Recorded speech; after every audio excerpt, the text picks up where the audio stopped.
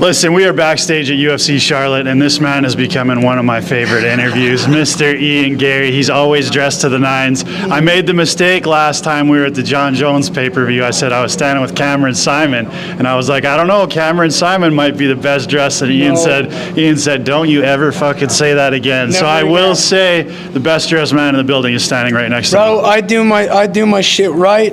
I've got a guy who looks after me. A shout out to Sinead doing CE Clothing. Makes these custom fit suits, looks after me, gets the labels, gets the IG, puts the future on the back, puts my name on the inside. He looks after me. And I'm telling you now, this is only the start of the Ian Garry show. Wait till you see the suits that we have planned that we look forward to next. Wait till we get them back to Dublin. Wait till we have Conor back and we represent the Irish again. There's the greens, there's the blues. We haven't done. And wait till we go to Miami. Maybe we break out pink. A little Vice City action. Oh yeah, all the Vice City, yeah, 100%. So you're fighting a guy in Daniel Rodriguez, who's also he's a good buddy of mine. So I say this was a tough fight for me to watch because I like you both equally. Yeah, you're both really good guys. But during media day this week, I thought it was very interesting. You said this is going to be the downfall of Daniel Rodriguez. Yes. The way that I finish him, you're not going to be able to come back from that.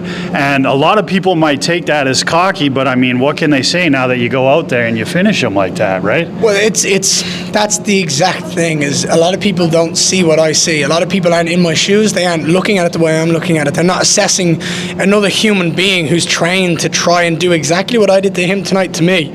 He wants to knock my ass out. He wants to get paid. He wants to go home and put on a show. My job is to find the way to do it the best way I possibly can, to entertain the fans, to get my name out there, to have everybody in the business talking about me. And I seen it all week. I knew the success that was coming. I knew how it was going to happen. And that right kick landed, it was money. And yeah, that's what she wrote. And listen, I've got to big up you because I had a lot of people in our DMs this week, and they were telling me, like, man, I'm really excited for this D-Rod and this Ian Garry fight because there's not a lot of people out there that are doing it the way you're doing it and the way that you know how to hype up a fight. Something as simple as going to this man's hotel room and dropping off of a pizza outside of his hotel room all of a sudden gets everyone interested in the fight. Well, it wasn't just pizza. It was cannabolics as well. We wanted them to have the munchies and some pizza, right? It was way more than just pizza. So yeah, we wanted him to look. It's mental warfare, right? And it's a piss take. I'm a naughty kid. I've always been that kid that always pokes until he gets told, knock off. And I will keep being that kid. I'll poke the bear all day long. And it's mental warfare. It's like it's psychological. You get in someone's head. And bro, I sat there for an hour watching him weigh in, making sure he weighed in, sipping in front of him, eating in front of him, so he knew I was on weight. He knew I was ready to go, and it's like, the story was made so much funnier and so much better when he officially missed weight the first time. So yeah, look, I got in his head big time. What do you think other people can do to realize what you're doing right now? You know what I mean? Because like I said, there's not a lot of people out there that are able to do what you're doing and do it without having to jump the rankings, to just slowly build your way up, get these money fights, and promote it in your own way. Like, has it been like this your whole career? First, you've got to have confidence and you got to have balls. Earlier on, Dana, Sean, and Hunter pulled me aside and they had a chat with me, and they said, we want something from you. We have an idea. We have a plan. I said, hold on a minute. We have a team that we need to talk to and we need to discuss this with. And I said to them, I have a 6-fight plan. Did you guys hear about this? And they went, no. I said, let me tell you about it. I said, I want 2 top 15 guys. I want 2 top 10 guys. I want 2 top 5 guys. I just heard Dana say that in the interview in there. He knows it now. That's what's important. He knows that I want that slow, consistent growth. And it's not slow as in I want to take 5 years. It's I want to earn it. I want to earn every single bit of respect on my name. I don't want anyone saying I jumped this or I skipped this or I haven't seen this style. Give them to me. Let me embrace it. Let me get ready for it. Let me look forward to it. Let me big up the fans. Let me big up the audience. Let me big up the excitement for the fight. Build a hype. And then when I go in there and I do what I say I'm going to do, everyone can sit there and go, what's next for this kid? What do we do to go out here and try to stop this guy?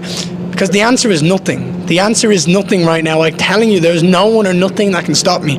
I am on a path to victory. I'm on a path to be one of the best to ever do it. And I'm just excited and blessed to be here. I'm grateful that I have this blood running through my body that can fucking perform the way I do.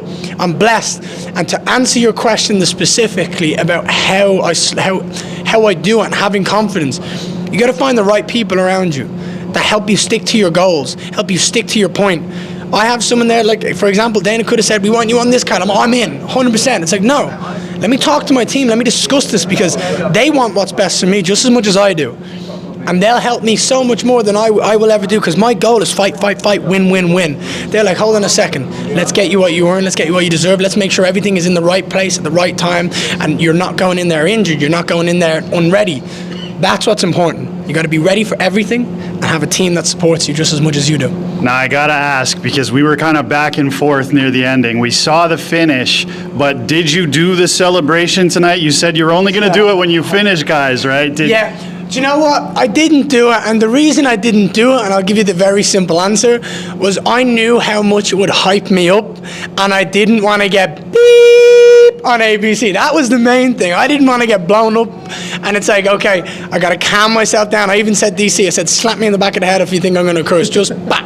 I was like, just slow me down. That's the way you reminded me on the mic, because I am Irish. It is in my blood. It is in my nature to like start cursing. So yeah. I just had to slow myself down. I believe if I had done that, I would have went past that point of no return. So yeah. Listen, for anybody that hasn't seen the celebration, just go watch the weigh-ins yesterday. He did it on stage, and D-Rod actually got behind you. I don't know if you saw that. You know what? That's from my 7-year-old son. My 7-year-old son sat there, and he gets so excited, and he's like that. And he's looking, I've taught him it so much, and he's looking at me. I see him with his little shirt up, wigging his little hips, and I'm like, and he loves it. So yeah, that's for him as much as it is. And like Gilbert Burns' boys absolutely love it as well. Pedro and Joshua are always like that to me. They're always doing the little hip movement. So yeah, it's exciting. But tonight, because it was on ABC, I just had to slow my body down and not get bleeped out. Listen, excuse me, Ian Garry victorious tonight in the first round over a very game Daniel Rodriguez. Once again, hey, one of my favorite interviews, and this man's becoming my homie right now. And hey, one more thing, 12-0, undefeated, number 15 welterweight prospect on the planet. We just did it, baby. I'm going to get a 15 tattoo on my shin right now. Appreciate you. Appreciate you, boys.